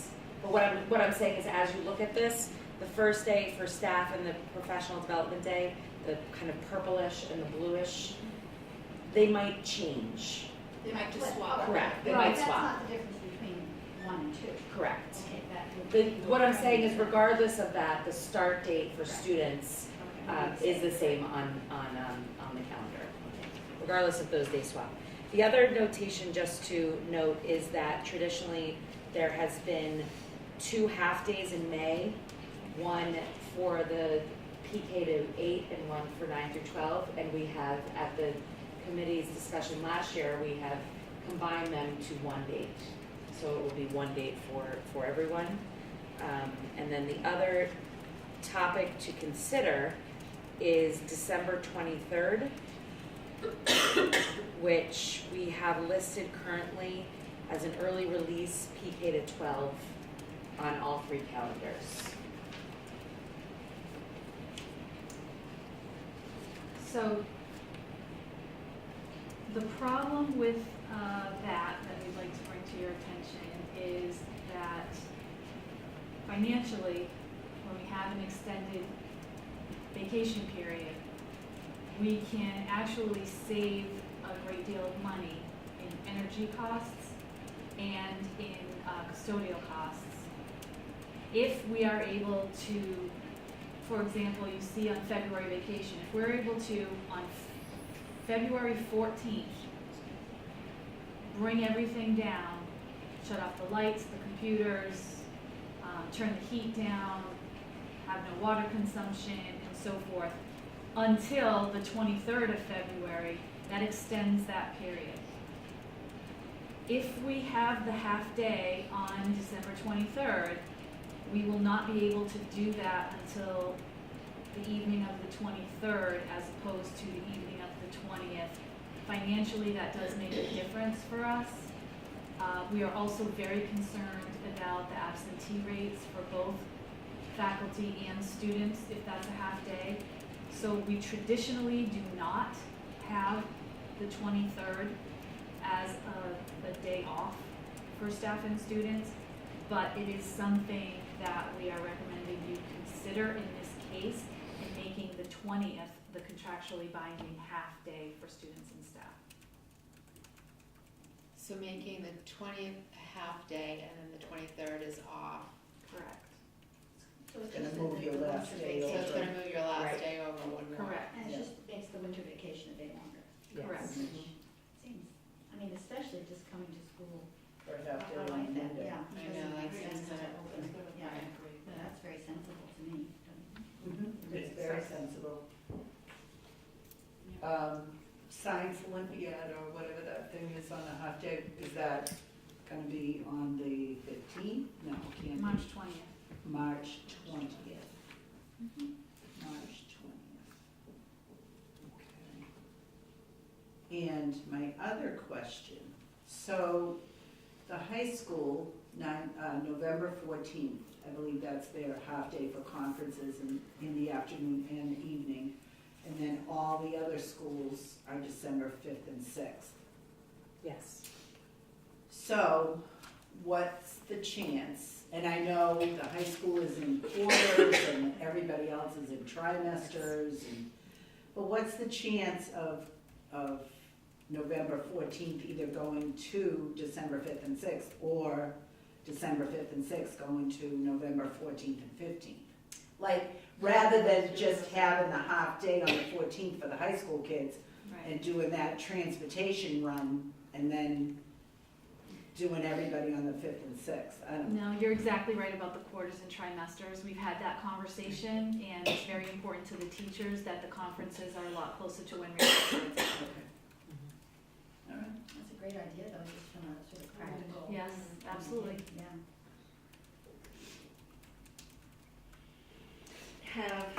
So I know that you've talked to us about the fact that from a kind of a what works best in terms of the professional development day, but my next question is, have your school leaders kind of weighed in on these, they'd be happy with any of them, they have a preference for one over the other, and why is that preference? And again, I guess from my perspective, I'm hoping that we're keeping it focused on a couple of things, which is what's in the best interest of kids, and two, which we just talked about economically, when there are opportunities to save money, what works best. So I just wondered whether or not there was any sense of priority. So we had, last year, when we presented the calendars, we polled the Right. administration, and they felt very strongly about starting before Labor Day. They felt that it was a very nice transition for students to come back for a few days and then fall back right into the routine, and it really gets that jump start for our classrooms, for that learning environment. So I We've know had that, feedback from teachers too. yeah, Well, and I don't know if, I know some of you would remember when Lori Hahn was on the committee and she was chair, she did a lot of research about when you do certain things during the school year and what kind of effects it has later on. It was interesting because the earlier learning seems to lock in a little bit better somehow because students' scores were higher when they started school and stayed in school earlier than if they started later and there were more disruptions. So I think it's actually better for kids. I think also, you know, we hear all the time about how June is just so hot and rain. And Although, let's think back, I know. sorry, this year, that heat, Oh, At the yeah. beginning. that was Yeah, unbelievable. but guess what? There was also interesting Unbelievable. scientific and medical research that said kids were better able to tolerate the heat in September Than they because are they in had, June. than they are in June. So I get it. kind of countered I that get a it. bit. Yeah, unfortunately, the weather is not a variable we Yeah. can You can't that predict, we you know. predict, so if it's not in the beginning, the same argument is true of the end, that's a difficult one. Yeah. Yeah. But I do think that the idea of just sort of the momentum starting a little earlier, but giving kids that few days and then they have a little break and then they can hit the ground running. Is there a draft that you prefer, that either of you prefer? Well, we wouldn't have given you 3 that don't work, Okay. Right. so we feel as though these work. Okay. If Chrissy has a personal favorite, I don't know, Well, but I mean, do think that it's, the principals are, I mean, it sounds like you would defer to their judgment. Absolutely. In terms of absolutely. they're the leaders I of do, the as a former principal myself, I do know that it is nice to have the students start before Labor Day, because like I had just said, it does get them into that routine.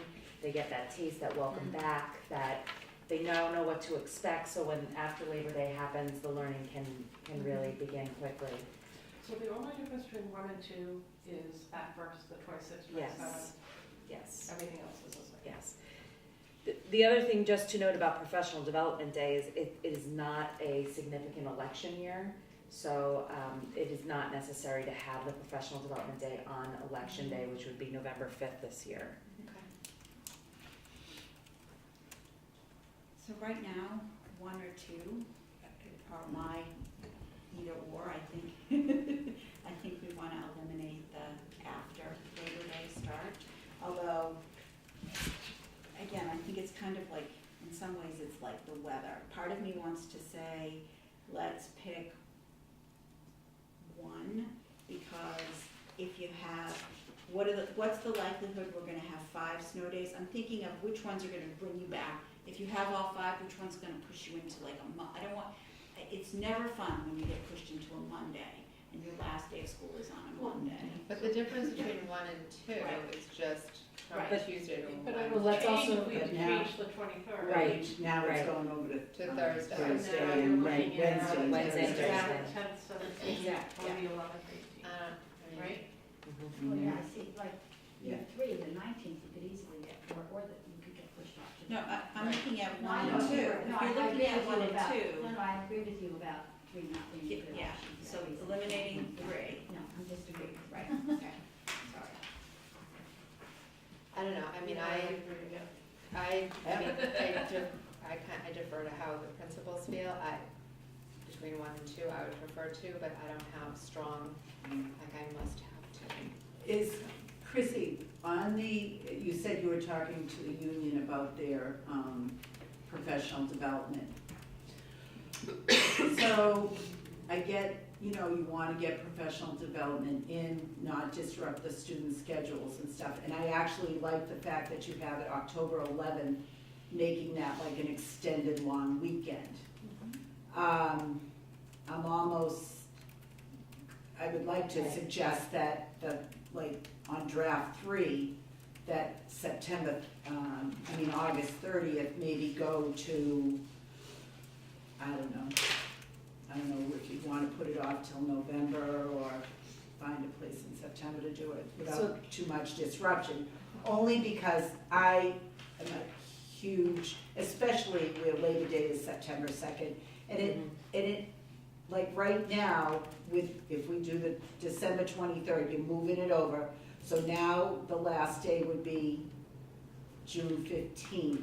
Oh, well, kind of, it might be June 16th, because I would suggest that the first day for teachers be September 3rd, kids start the 4th. Now you've got your 3 days, there's no long weekend you have to worry about, you're out and running and you're going, and hopefully it's not a bazillion degrees out. So, I don't know, I just, So are you saying I'm- that the start date for students would be the 4th, Yep. and the teachers come back the 3rd, but And professional then you pick development another, After you Labor pick Day. another day for professional development, correct?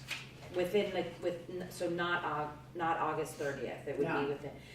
So one of the things that we had, you know, I just remember having this conversation often about having a professional development day back up to a holiday. Mm-hmm. The attendance is from students, because once we parents see that there could be a 4-day weekend, then they say, they use it as an opportunity, as should they, you know, and I understand as a parent, but our attendance rate really suffers. So to have 2, that would be 2 times throughout the year where we would suffer with that. November is a month that's very choppy as it is, with the Thanksgiving Yeah. as well as Veterans Day. The other option that I had thrown out to the cabinet was in March, having a professional development day in March, and it was unanimous that that's too late Okay. in the school year. We was, yeah, because you want to make use of the Exactly, development, yeah. exactly. I just, And I'm that's gonna right, ask, close to MCAS too. because obviously I know that you're talking about starting before Labor Day, but why would you wanna do that if you're hearing from our administrators? Well, you know what, I get the administrative point of view, I guess I'm still putting my other hat on and speaking from teacher point of view, and just the whole, But you like even it's said after Labor Day. And if you look at it, if you start before Labor Day, it gives 2 weeks for kids to settle in before they come back for a full week. And that's something, I just think of many of our younger learners, I think of some of our, I mean, even our older learners, you know, it's a nice transition, especially when they have had 2 months where they have not been in school, and many of them have not been in a significant routine, to ease them back into the school year. That's where I feel, in the best interest of our students, it would be a nice time to ease them back if they start before Labor Day. We haven't done a formal survey in any way, Right. but I will tell you that I've had a lot of staff members tell me that they appreciate coming before Labor Day. I'm sure that doesn't speak for everyone, you're always gonna have a different, Right. but I've had many tell me that. Well, and do the administrators, I mean, I'm hoping that they wouldn't make their recommendation in a vacuum, that they're kind of looking at what works better for them based on some of the feedback they're hearing from their building as well. And I don't know that, again, I'm not assuming they've done a survey, but And I know the high school administrators also look at the calendar holistically and think about the ending date as well, and all of the things that come into the end date with graduation and prom and finals and AP exams, all of that does play in to Well, for the high their school, I think decision. the end of the year is actually easier than, I mean, I know you've got graduation and all that you just said, but they also, the teachers have their exams, the kids have half days. I know. The group I'd be more concerned about is pre-K to 3, pre-K to 2. That would be my concern. And the other You know, thing too get is them- oftentimes What's once the concern? I'm sorry. Just, Not you know- starting and starting and not starting. Well, but also keeping them contained for that time, the high school. You know, they're taking exams, they're studying, they have a half a day or whatever they do, you know I'm what I mean? sorry, I I'm mean, not sure, I understand, yeah. well, what you were just saying, that you talked to the high school administrators about the schedule and that they found that starting earlier was better because of June. Did No, you not just say because that? of June, I said because they- it pushes it too far back. correct. Oh. So like For the those seniors things. leave school too early, graduation Exactly. is too early, Mhm. exams are too early. There's not enough time before the AP exams, which are nationally set, Mhm. for them to have as much class time in. It's not the Well, that's- temperature. That's why I'm Correct. saying, if you start after Labor Day, then you got plenty of time. No. No, it's I'm the going the exact wrong opposite. way? Yeah. So if the It AP gives- exam is But it May, moves your senior day. if the AP exam is May 2nd, the earlier start you have, the more time you have before May 2nd.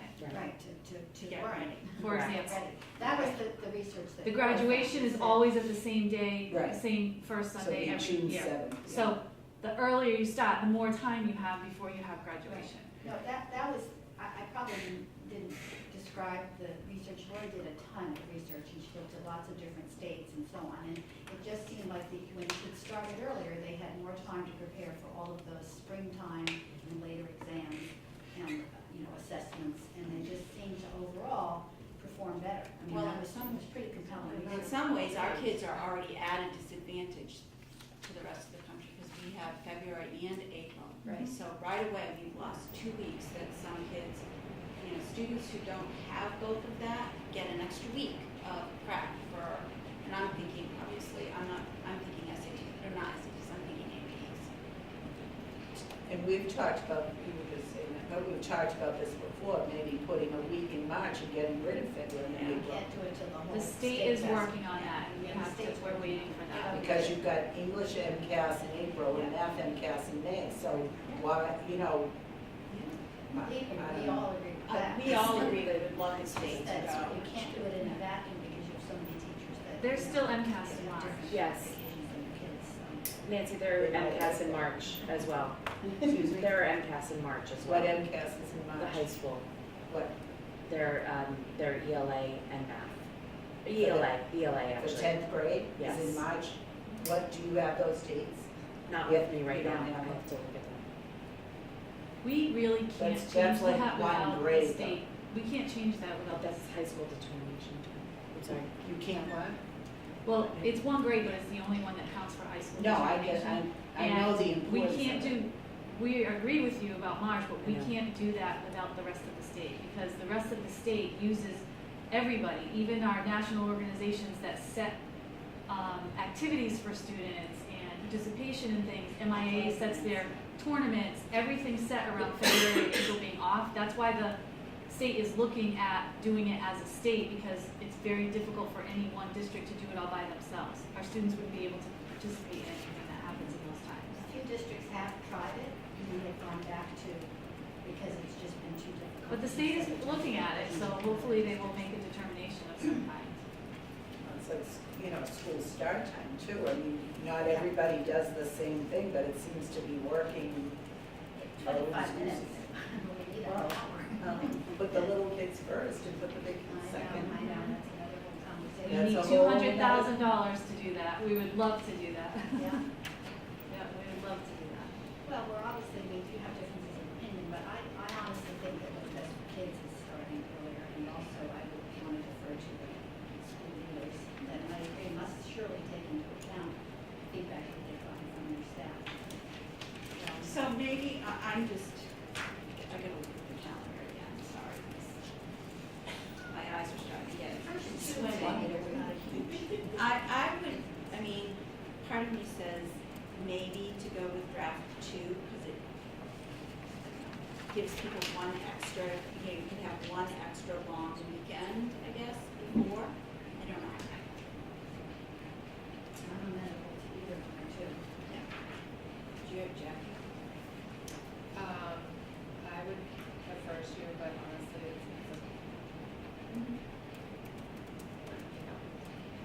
Yeah, the difference between one and two are I would I'm sorry, but just. between 1 and 2, I would prefer 2 also, I'm fine with the one.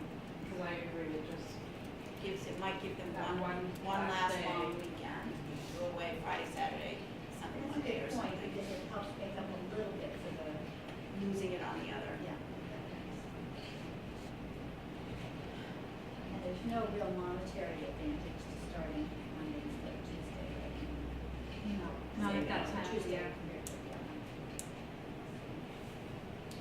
Okay. Okay, well, I probably won't be here for the actual vote, because I'll be out of town, but You can at text least it. I don't think you can text and vote. Nor will I be trying to do that, just Call want us to up be during the clear. meeting. Phone a friend. So at the next meeting, we can adjust the dates to reflect the 23rd being off? Definitely, I think that's Yeah, exactly what I I think think. Yes, That was I a great agree. idea. I mean, I agree. this is so much smoother too, it seems crazy. You talked about absences, I mean, how many parents would say, wait a minute, we can start our vacation earlier? In fact, I would worry a lot about that day too, the attendance rate. On So- the 23rd, yeah. Yeah, if you have the whole, almost the whole week off, just one day. So my administrative assistant Julie Shine, who is phenomenal, as you all know, she went back and found 2014, we actually had the same dates scheduled in, you know, the 23rd fell on a Monday also, and it was closed. Oh, The okay. calendar did Yeah. reflect that it was closed So on there's that day. So, some precedent. but Yes. as you were saying, as far as the contract, the half day, would the 20th have to be a half day? If you're giving the 23rd off, Yes, Yeah. so still the 20th would have to be a half day? Yes. Oh. Contractually, right? Mhm. It's the half day Okay. before the beginning of winter break.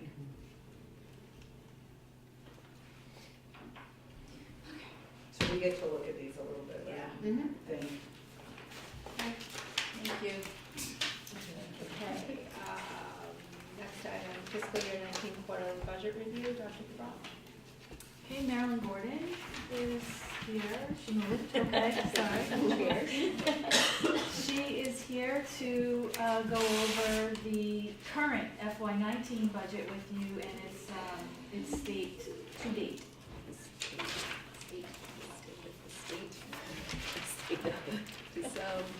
Everybody has the. Yep.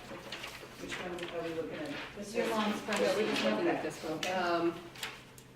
So, I know the bottom line of this looks a little, looks worse than it was back in October. It was Mhm. negative 108, and now it's negative 230.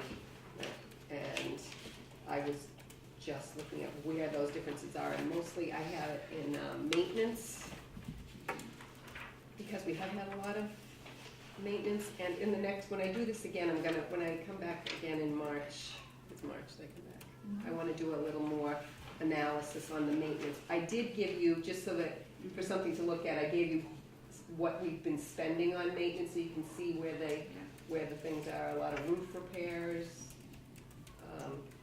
Everything's all over in all the schools, actually, maintenance in all the schools.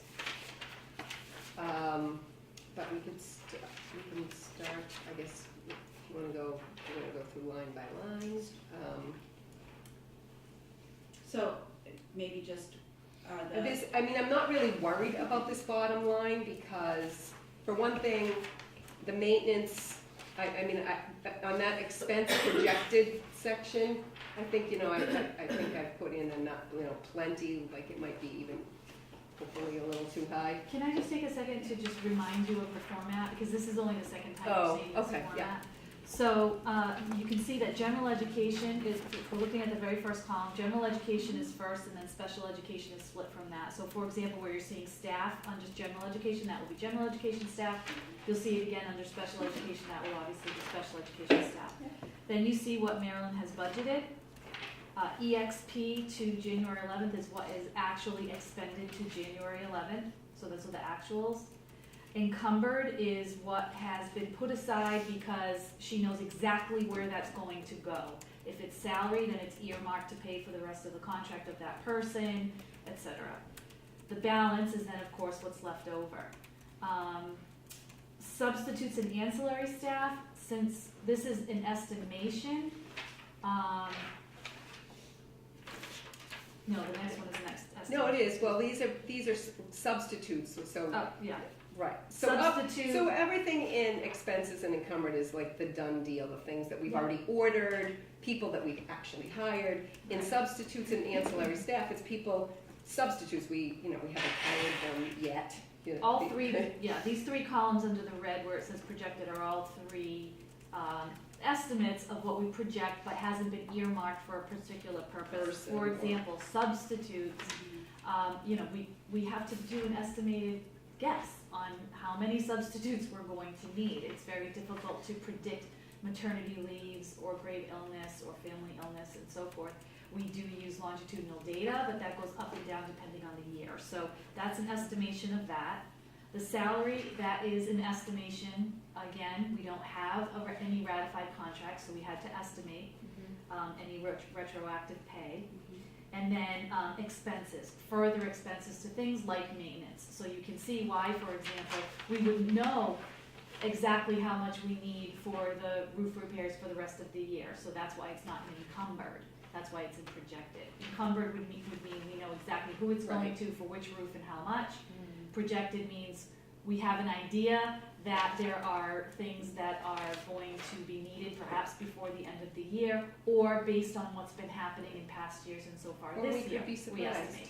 We could be surprised and the funds that are in that column don't get used, and that would be great, but you can't not have that as a projection and then spend it elsewhere and then come up with something that you know between now and the end of the year there's gonna be some expense, we just don't know where. And then that, of course, that gives you the balance. And then the notes column, those are for things that we thought were extraordinarily high remaining or extraordinarily high in a deficit, so that Marilyn could kind of explain some of those things to you. So she can, go over the ones that are higher than we anticipated and answer any questions you have about any of them. So I just want to make sure that I understand. I think you said it, but I'm going to ask again. So under the projected, if there's and I'm going to go down to the other district-wide admin. So under the projected columns where you have expenses, you don't have anything projected there, but that doesn't necessarily mean that there won't be any. It just means you haven't projected any. We don't anticipate Okay, any. you don't even anticipate any. Right. Okay. But of course, something could always It happen. depends on what's in that line too, because that happens to be the particular one that you picked, 1230. Is that what you're looking at? Yeah.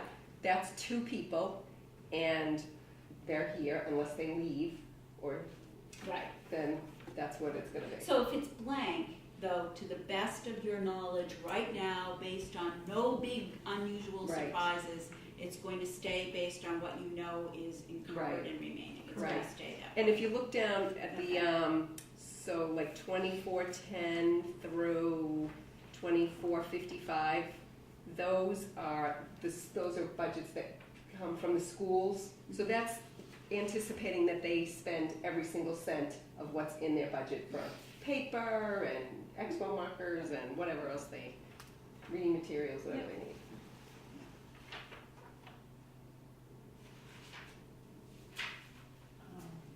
I saw it, transportation. Yeah.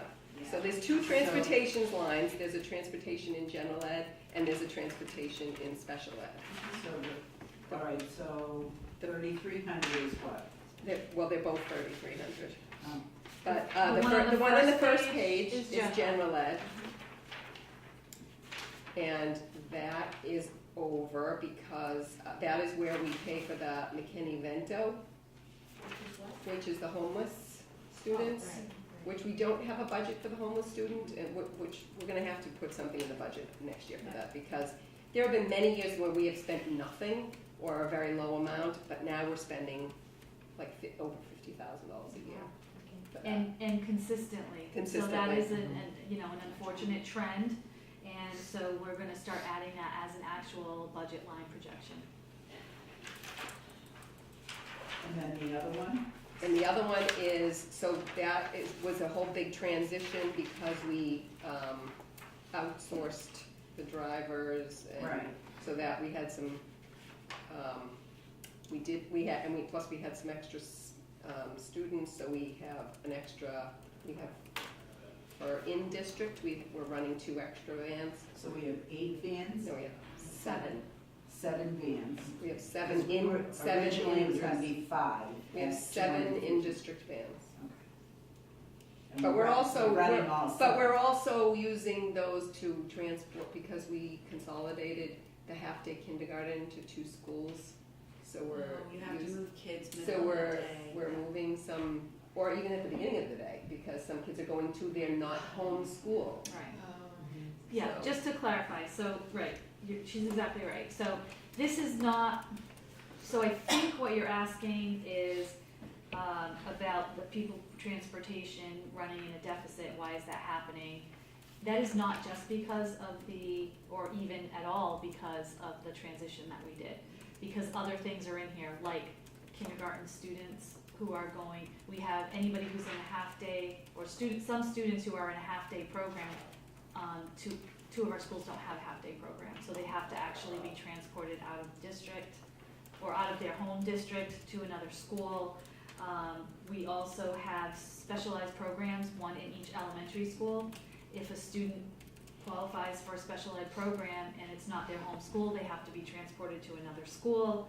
We also had more students, and the actual savings that we got from the transition is not in this line, it's in a different line. So it's not an exact match. Right. Does that answer your question? Mhm. Okay. Sure does, thank you. On tuition to non-public schools down at the bottom, 9,300, 9,400. Yep. Southeast, is the Southeast Regional on this? No, No, okay. that's not in our budget. Yeah, we don't provide them money, the town does. Okay, so that, okay. That's just our out-of-district students. And it's the same, just to clarify, it's the same for, if a child goes to a charter school, or that's not in this budget, it's in the town budget. Correct. That's taken out of, like, we never even see that money. It's the Right. charity. Exactly. It's on the charity. The state Yeah. just takes that money.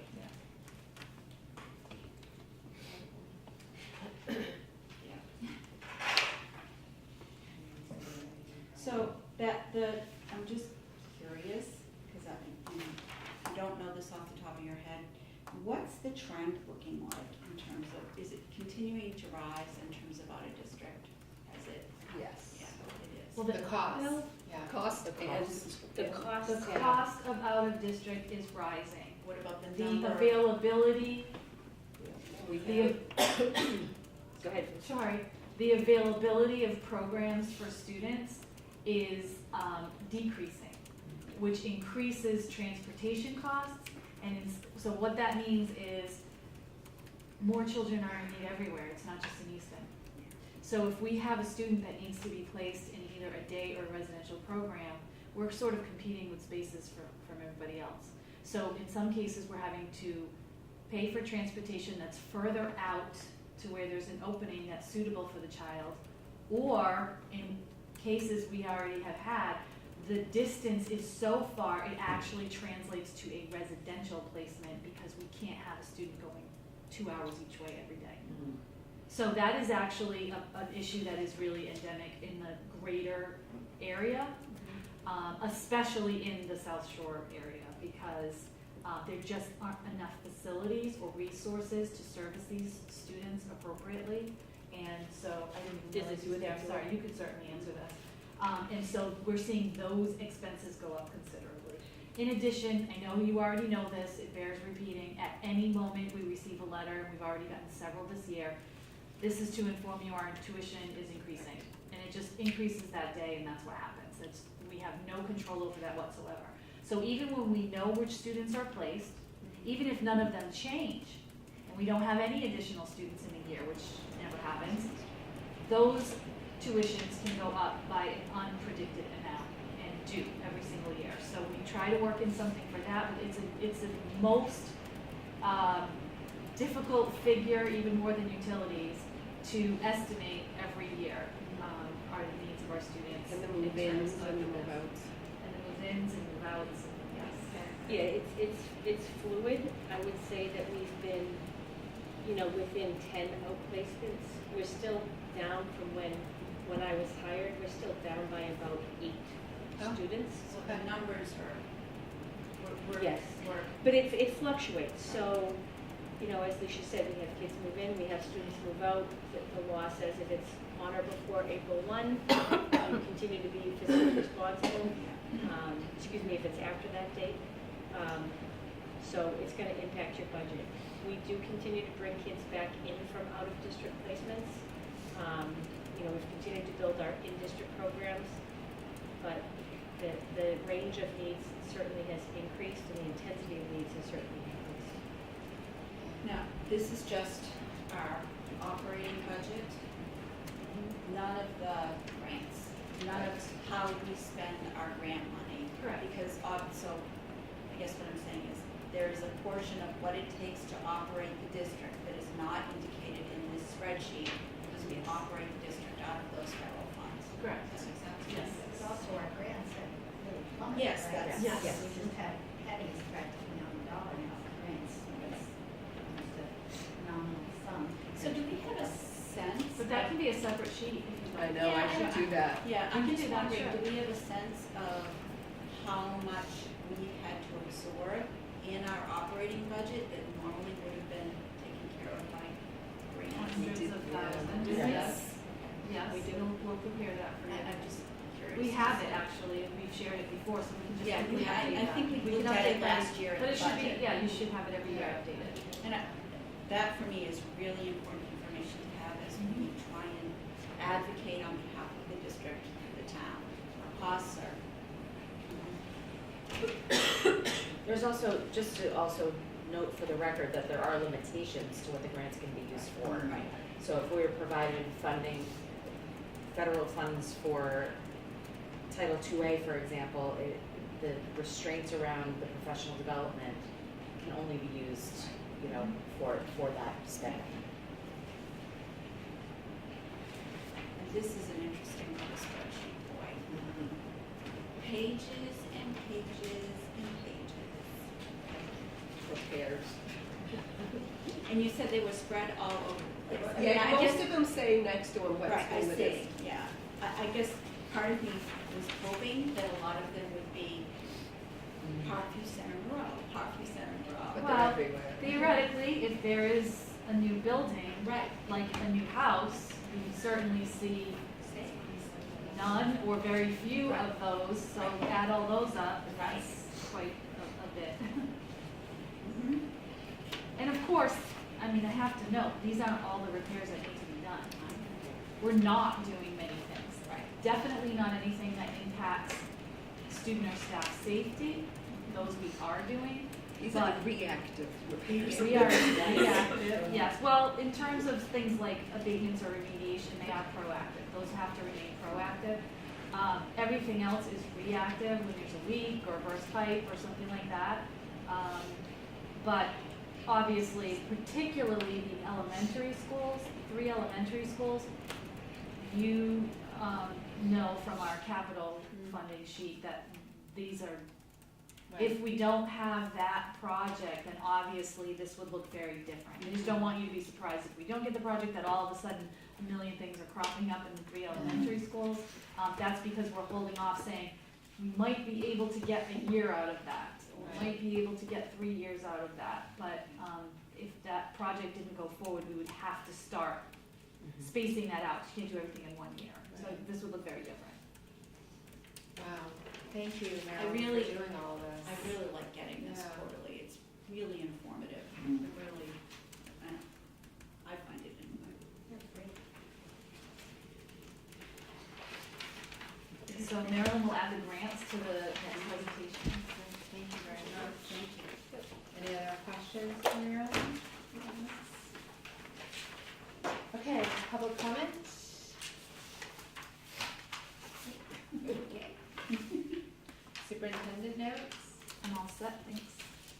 assistant superintendent notes? Just wanted to let everyone know that unit writing continues to be underway. It's a great thing to see in action. When I have notifications all over my calendar, when the teams are working on the units, it's fantastic to see. Our grades 3 through 5 have really taken off. It's nice when they're able to collaborate because of the distance between the 3 of them is in the same building, so between the 3 grades, so that's nice. I also just wanted to share with you that professional development wise, we just had our middle school math follow-up training from our middle school math adoption from Illustrative. It was a wonderful 2-day professional development. All math teachers in grades 6 through 8, including learning specialists, attended the professional development. Open Up Resources, which is the publisher of Illustrative, consulted with a different professional development company to provide this PD, And at first, we were very skeptical. We were worried that it wouldn't be as high quality professional development, but it turned out to be even more high quality than we had anticipated. Okay. The original professional development plan that we had purchased was a menu of workshops. This professional development that they created for us was extremely personalized. Mary Romans, the math department chair, and myself spent 4 conference calls with better lesson resources to provide this customized professional development, and it was a huge success. We actually have another follow-up call next week to share feedback, and they will be providing us a summary of the feedback that they received. So it was a great professional development. And that's all I have for you today. Thank you. School committee notes? So I only have one very quickly, which is on Monday evening. Dr. Cabral and representatives from PMA, who's our owner's project manager, will be going to the Board of Selectmen meeting. We have asked for an additional $55,000 to the contract with PMA, well, Perkins Eastman actually, to allow for a robust traffic study up at the Parkview site. And we had talked about this at the last school committee meeting, but I just wanted to confirm that it is $55,000, which will be added. 58,000, I believe. 55. Okay, I fine. confirmed. David and I went back. It's Okay, 55, perfect. yeah. So that's what's going Monday evening. Which we also had a budget update. We are below budget right now, and the $55,000 for the traffic study is still part of the appropriated funds. Yes, it's not over.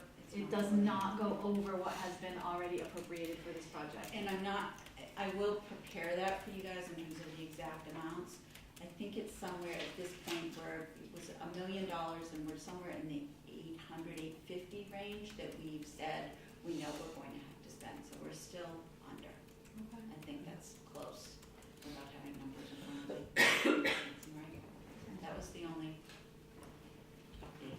Anyone else? So, just a question, so I know we tabled about 50 Oliver Street, and I don't know if I was supposed to get the answer to this or not.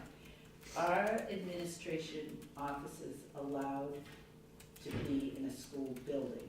Well, it's not reimbursable, So if you built, if and when the new school gets built, and you have the offices of the superintendent's central office in that building or attached to that building, that part of it is fully on the district. fully on the. No, the town. Well, that's what I mean, Yeah, on the that town. would, okay, so that would be amazing. Well, I just, This is the you know. first district I ever worked in that we weren't part of the school. Obviously, the place we wanna be is in a school. However, Jean is correct. No administrative anything, no administrative facilities, furniture, infrastructure, nothing about administration is reimbursable by MSBA. So the town would have to agree to pay for whatever wing or space that would be in full as part of the project. Thank you. But it is certainly allowable, most places do it, but it is not, we didn't put it in the educational plan, because the educational plan, I mean, we believe it's possible to have an effective educational plan without us in the building. So we didn't put it in there. Okay. If the town decides they want that, then the taxpayers would have to vote for that, knowing that they would have the full burden of the cost of it. But it is certainly allowed, yes. Thank you. Anyone else? I just wanted to mention and thank our CPAC board, which is phenomenal. We have ability awareness coming up, and unfortunately I didn't have the specific dates. It's the beginning of February at Morrell Hall. I will get that to you. Okay. It's just been a great program that they have put together. Yeah. And they really worked so hard, so thank you to the CPAC. And they are still looking for volunteers, I believe. They to are still help looking for staff it. volunteers. We did have a meeting scheduled this week, and it was canceled for a few different reasons, but we will reschedule that meeting. Okay, then I'm gonna make a motion to go into executive session, not to return to open session for the purpose of discussing strategy with respect to collective bargaining for the Easton Educators Association Teachers and Paraprofessional Units, and the Southeastern Public Employees Association Custodial Unit. And in my opinion, having these discussions in public would be detrimental to the bargaining position of the school committee. Do I have a second? Second. All the committee. Yes. Malika, yes. Wiseman, yes? Martin, yes. Thank you. Thank you.